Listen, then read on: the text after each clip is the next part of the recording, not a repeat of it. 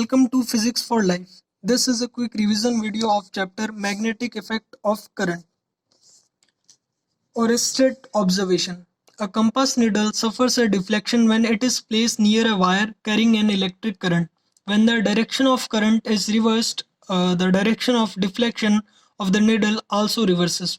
This conclusively proves that the current carrying conductor produces a magnetic field around it.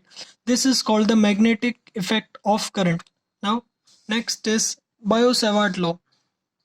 According to this law, the magnetic field due to a current carrying element dl carrying current capital I at a point P at distance r from it is given by dB is equals to mu naught upon 4 pi I dl sine theta upon r square, and in vector notation dB is equals to mu naught upon 4 pi I into dl vector cross r vector upon r cube.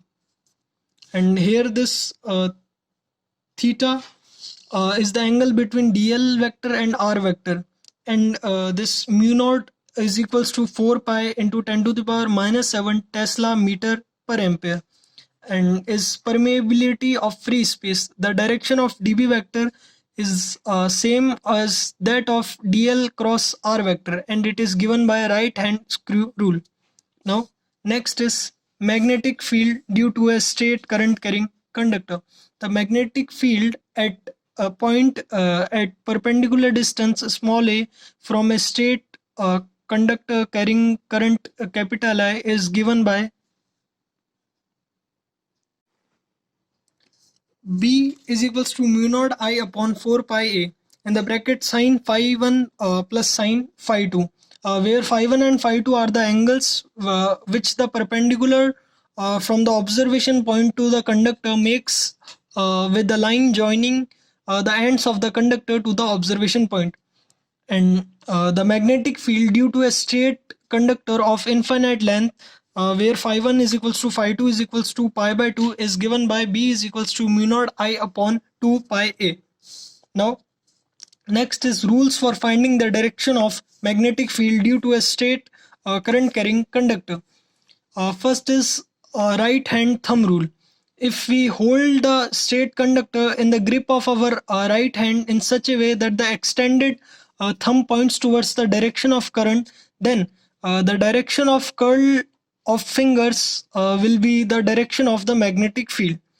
And second is Maxwell's corkscrew rule. If a right-handed screw be rotated along a wire so that it advances in the direction of current, then the direction in which the thumb rotates gives the direction of magnetic field. Now next is magnetic field of a circular current loop. The magnetic field of a circular current loop of radius small a, current carrying current capital I is this is first at the center of the loop, B is equals to mu naught I upon 2a, and second at an axial point at distance r from the center, B is equals to mu naught I a square upon 2 in the bracket r square plus a square to the power 3 by 2. Now next is rules for finding the direction of a magnetic field due to a circular current loop.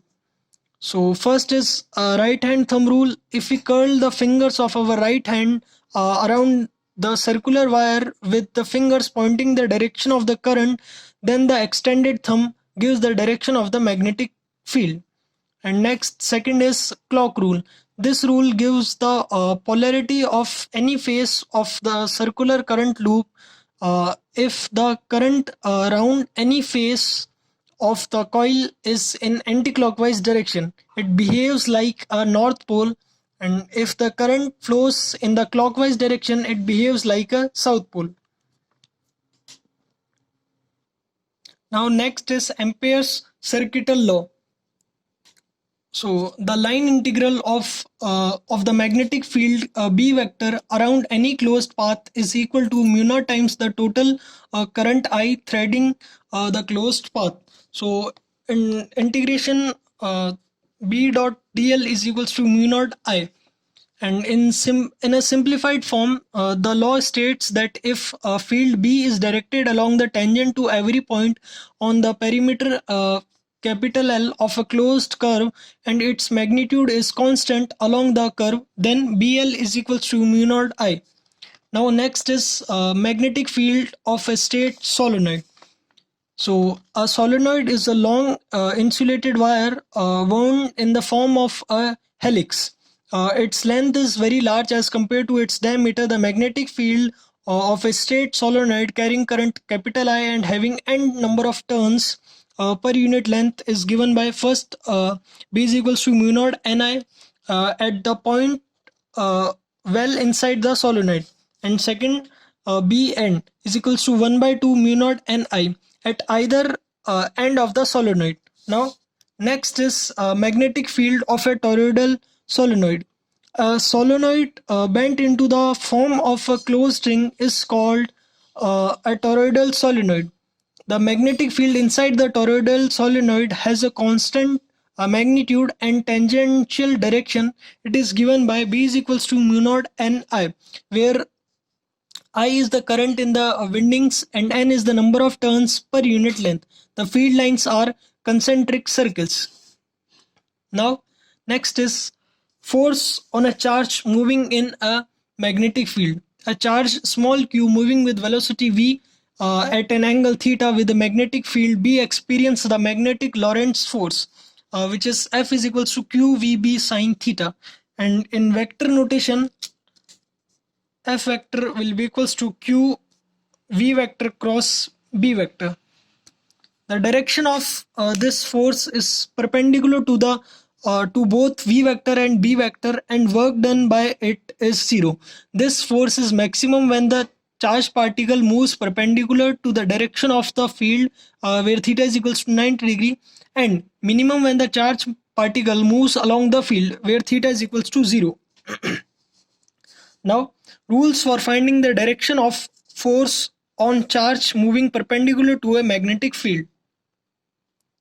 So first is Fleming's left hand rule. Stretch the thumb and first two fingers of the left hand mutually perpendicular to each other. If the forefinger points towards the direction like this, stretch this thumb, this finger and this finger mutually perpendicular, and if the forefinger points in the direction of the magnetic field, the central finger in the direction of current, then the thumb gives the direction of the force on the charged particle. And second is right hand palm rule. Open the right hand and place it so the tips of the fingers point in the direction of magnetic field like this, and the thumb in the direction of velocity, direction of velocity of positive charge. Then the palm faces towards the force F like this. Now next is definition of magnetic field. The magnetic field at a point may be defined as the force acting on a unit charge moving with a unit velocity at right angles to the direction of field. Now, SI unit of magnetic field is Tesla. 1 Tesla is that magnetic field in which a charge of 1 coulomb moving with a speed of 1 meter per second at right angles to the field experiences a force of 1 Newton. So 1 Tesla is equals to 1 Newton per ampere per meter, and 1 Gauss is equals to 10 to the power minus 4 Tesla. Now next is Lorentz force. The total force called Lorentz force acting on a charge q moving with velocity v in an electric field E and magnetic field B is given as F vector is equals to q in the bracket E vector plus v vector cross b vector. And next is motion of a charge inside an electric field. If a potential difference V is applied between two parallel plates separated by a distance d, then the electric field set up between the plates is given by E is equals to V by D.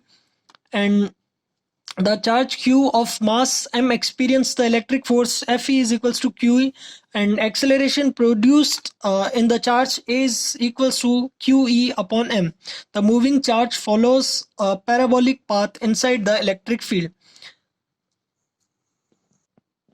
Now next is motion of charge inside a magnetic field.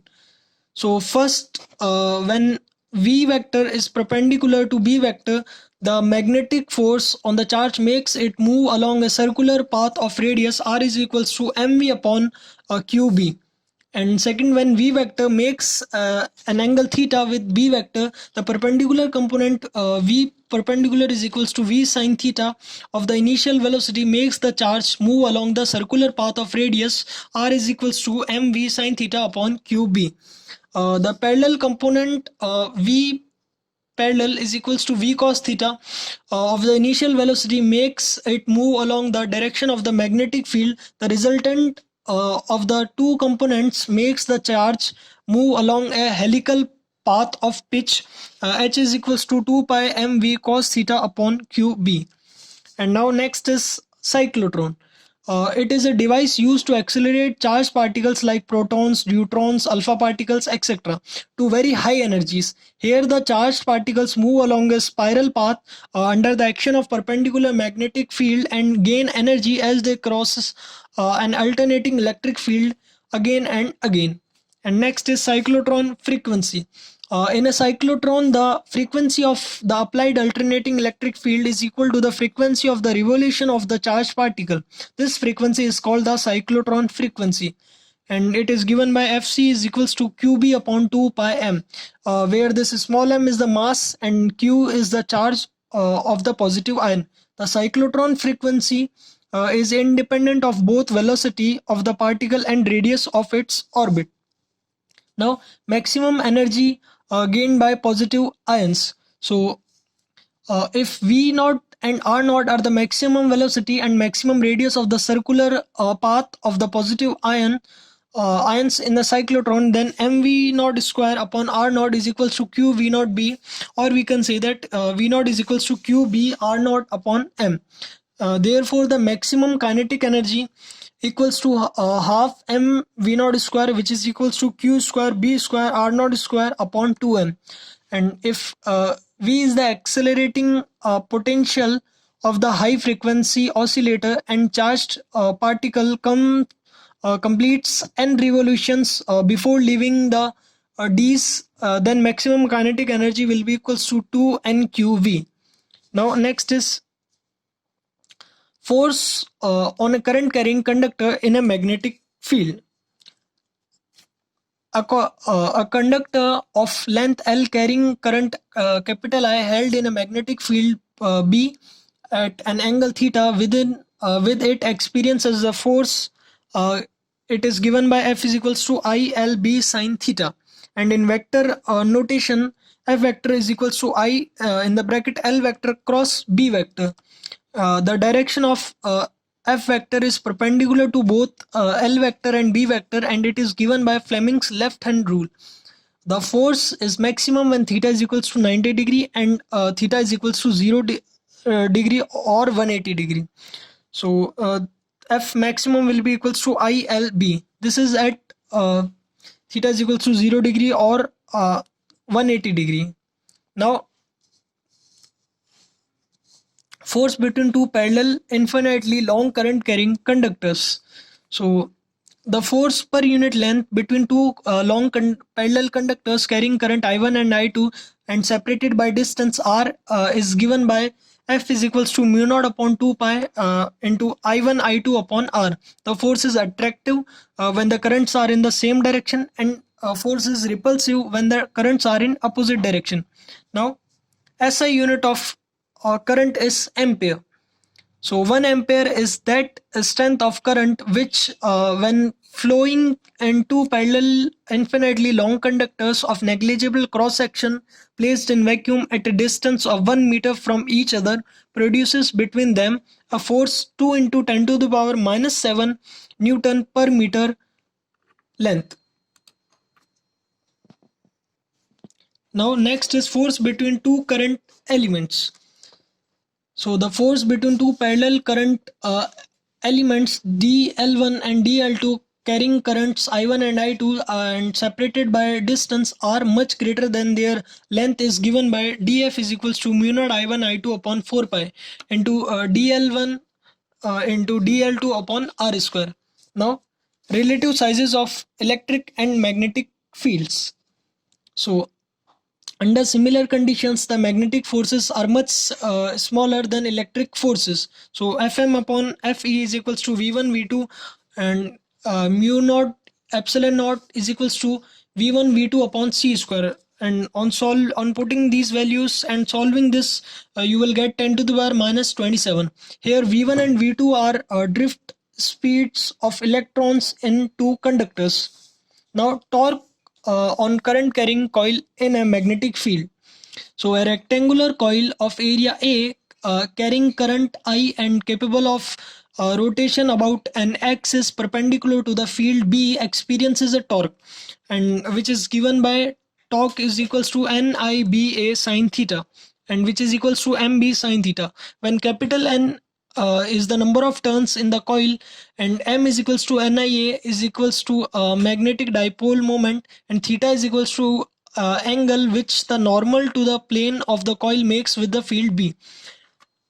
In vector notation, uh, torque vector will be equals to m vector cross b vector.